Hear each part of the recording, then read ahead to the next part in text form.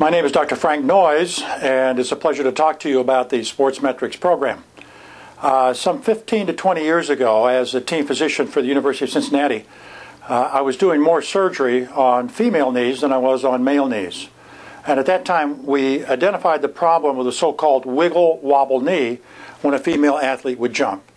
And essentially, we identified that they had a decreased coordination, and they had what we call at-risk situations, which was leading to a very significantly high incidence of anterior cruciate surgery and as well injury to other ligaments of the knee joint. We started a program that involved research both in the laboratory, basic science research, and as well a number of other research publications have come out as a result of that research. And we initiated a program that's called Sportsmetrics. Sportsmetrics is a nonprofit program.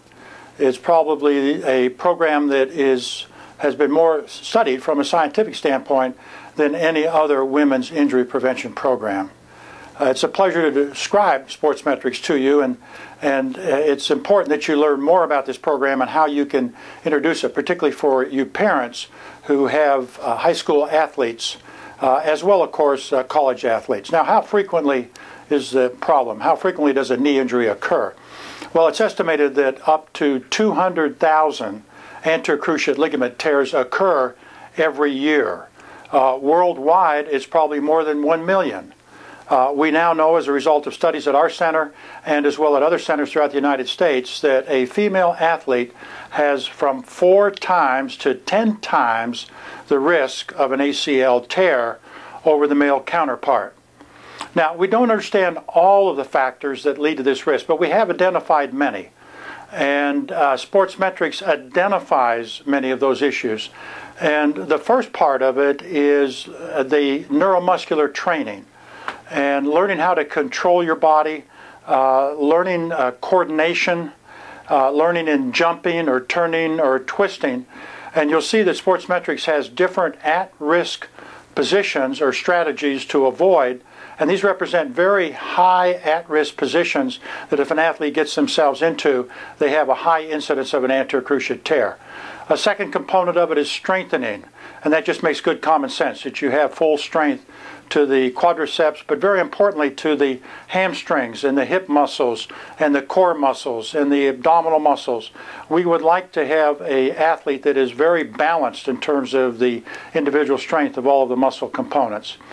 Flexibility is a key. Agility drills, running drills, turning, twisting. Agility is a very important part of injury prevention. I invite you to look at the different Sportsmetrics programs that we've put together. And we've tried as best we can to be as scientific as we can into what works and what doesn't work. It is a difficult program. It involves at least 18 sessions. The athlete has to work hard through all of the sessions.